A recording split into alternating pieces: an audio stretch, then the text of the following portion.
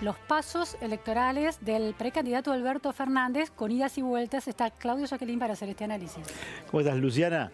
Bueno, lo que hemos visto es un candidato que ya la semana pasada se mostró crispado y que hoy empieza a avanzar un poco más, asumiendo cada vez más tareas. Tanto es así que él dijo en su momento que no necesitaba un operador político, porque él era un operador político, que él no necesitaba jefe de campaña porque él ya había sido jefe de campaña. También dijo muchas veces que él sabe de justicia, por lo cual que no le vengan a discutir cosas de justicia. Hoy, con Ernesto Tenenbaum, dio dos pasos más. Uno, que dijo que él sabe de economía, por lo cual él se pone arriba entre las disputas entre economistas a los que él dice respetar, como Guillermo Nielsen y Axel Kicillof, volviendo a necesitar hacer equilibrio. Y a eso le sumó que él no necesita coaches. Vamos a escuchar las palabras entonces del precandidato a presidente Alberto Fernández. Lo que sí también es cierto, y no esperen que lo sea, es que yo sea un político, que yo deje de ser un político y me convierta en un producto de la comercialización de la política. Yo no voy a hacerme un coaching, yo sé lo que pienso, yo sé lo que creo, yo creo saber cómo comunicarlo y no voy a entrar en las reglas que me piden. Porque si quieren tener un presidente coachado, ahí lo tienen a Macri, que repite los discursos que le escriben sin saber lo que está diciendo.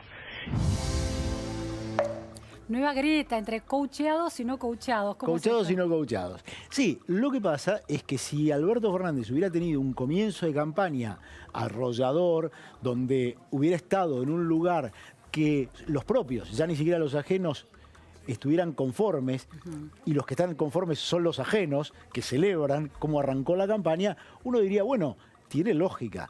Lo que se ve es un Alberto que ha decidido ampliar su radio de acción a un extremo que ningún candidato conocido de los últimos 30 años de la democracia haya acaparado y haya asumido. Esto después, ¿qué pasa? Se traslada en, bueno, molestias por preguntas que se le hacen, incomodidades. De hecho, hoy dijo que estaba molesto porque La Nación había mencionado que él estaba estresado. Los que escuchó hoy en esta entrevista muy claramente es que aun cuando no fue demasiado incisiva ni se le repreguntó demasiado, al contrario de este programa, él cada vez que se lo interrumpió para preguntarle o pedirle una aclaración de lo que estaba diciendo, estaba a punto de perder los estribos. Lo reconocen los mismos entrevistadores. Esto también se traduce en la dificultad que tiene para hacer equilibrio entre las contradicciones internas que hay en su espacio, particularmente cuando tiene que hacer frente a su compañera de fórmula, y de hecho con quien se molestó, y hoy lo volvió a aclarar, es con Jonathan Viale, porque le preguntó, dijo, yo tengo que contestar cosas de otros, pero no es de otros, sino que su compañera de fórmula, que se llama Cristina Kirchner, que lo hizo a él candidato. Y las cosas de otros tienen que ver con el vínculo con la prensa, por los cuales este fin de semana, después que él estuvo diciendo, yo siempre defendí a los periodistas, hubo dos notas de tono editorial muy duras, refrescándole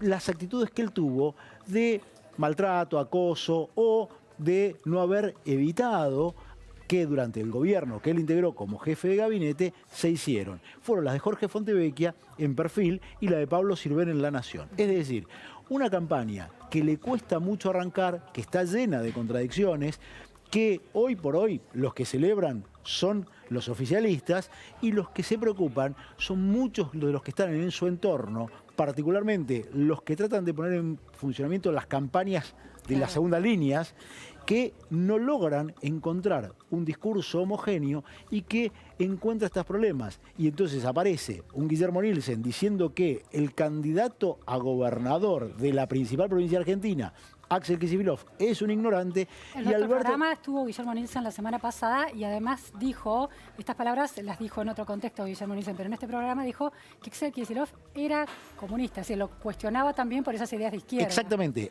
a lo cual hoy también Alberto Fernández tuvo que volver a reaccionar y decir esto exactamente en referencia a lo que había pasado acá en la repregunta. Por lo tanto, emergen estas contradicciones, aparecen estos problemas. Tiene que decir que Guillermo Nielsen es uno más de los consultados, que en definitiva él sabe de economía, porque él ha tenido funciones que tienen que ver con la economía, y casi vuelve a recrear, pero a poner en modo exponencial, lo de Néstor Kirchner cuando decidió prescindir de Roberto Lavagna para hacerse cargo de la economía.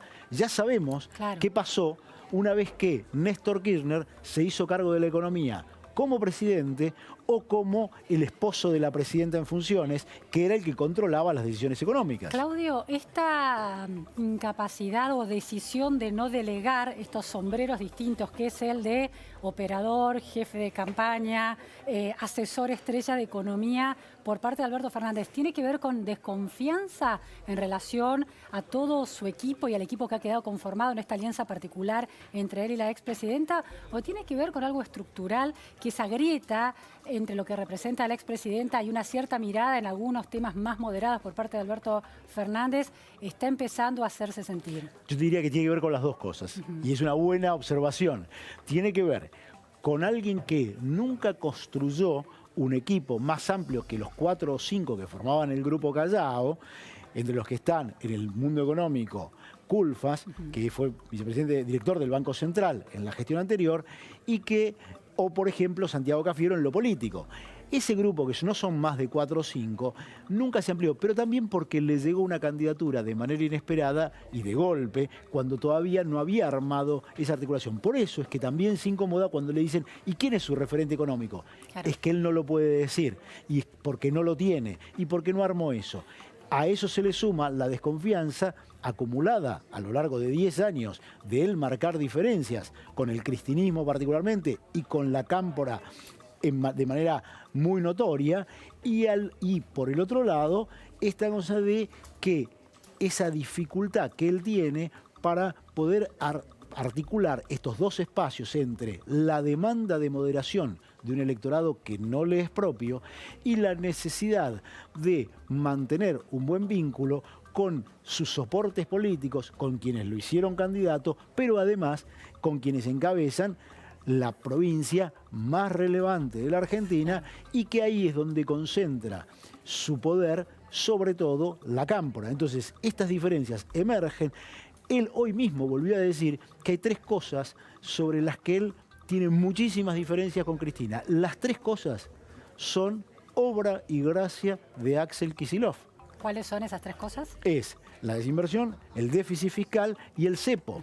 Obra y gracia de Axel, con lo cual él lo rescata como candidato, lo rescata como economista, aunque mantiene diferencias, dice que lo que le explicó Axel para él fue suficiente, pero a la hora de poder ponerlo entre blanco y negro, en blanco sobre negro, le pasa que lo que él le critica a Cristina son las medidas que adoptó Axel Kicillof. Por lo tanto, esto hace que esta campaña todos los días sume un traspiés y todos los días se torne más compleja, donde lo que termina emergiendo son las contradicciones y cierta crispación, cierto enojo manifiesto en cada aparición por parte del candidato. Claudio, la presencia en la campaña de la vicepresidente Cristina, de la candidata vicepresidente Cristina Fernández de Kirchner, está, como vos decías, en un lugar periférico, sin embargo irradia este tipo de contradicciones y acentúa este tipo de contradicciones.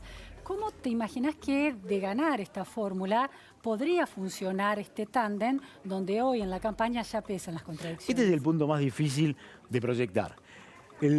Ayer había una muy buena nota de Martín Rodríguez Yebra en La Nación hablando de estas apariciones espasmódicas que desconciertan de Cristina.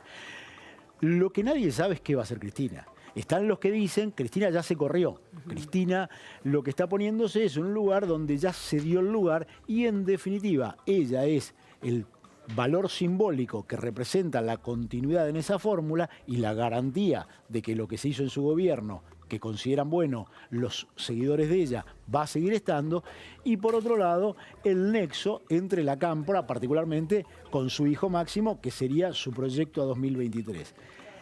Lo que nadie sabe y lo que todos tenemos la gran incógnita es si cuando aparezcan diferencias como las que se están apareciendo respecto de miradas con la economía, con la justicia, con el vínculo con la política, con el mundo, cuál es la relación con el resto del mundo que va a tener un presidente, si es que llega, que va a necesitar muy fuertemente vincularse con el mundo, porque la Argentina tiene hoy una dependencia de su relación internacional extremadamente fuerte y mucho más fuerte que la que tenía anteriormente.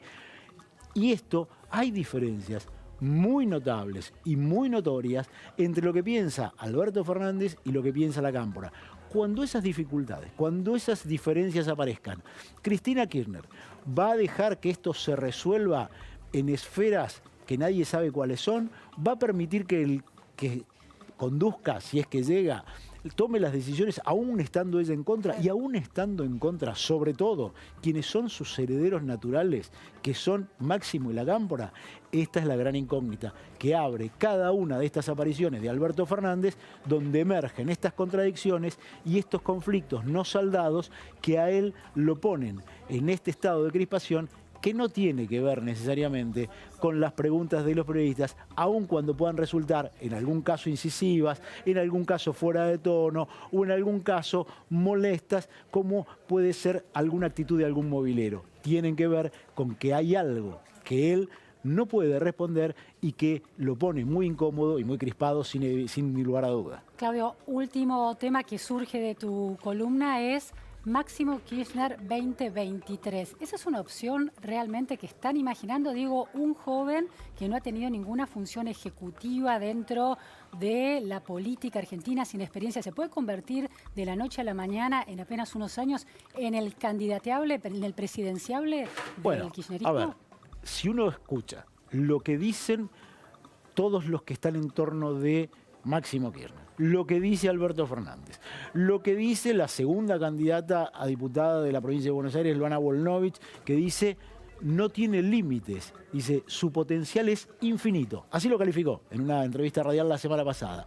Si uno escucha a algunos otros que están en torno de él y además le adjudican, bueno, viene con 4 años de experiencia parlamentaria, viene de formar una agrupación política, es el hijo de 2 presidentes, ¿qué mayor escuela uno puede tener? Después podemos discutirlo.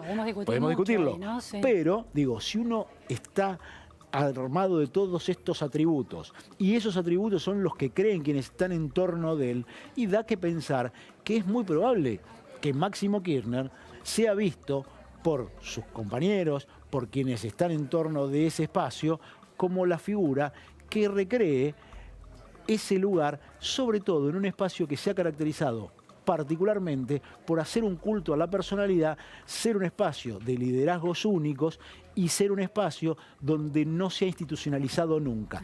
Tanto es así que la candidatura de Alberto Fernández, la de Axel Kicillof y la de Verónica Camagario fueron decididas por una sola persona llamada Cristina Kirchner.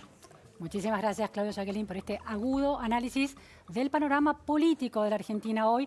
Vamos ahora a otro territorio, Mendoza, donde también se juega el escenario electoral. Voto bolsillo, voto cemento. ¿Cuál va a ganar en estas elecciones? Bueno, el gobierno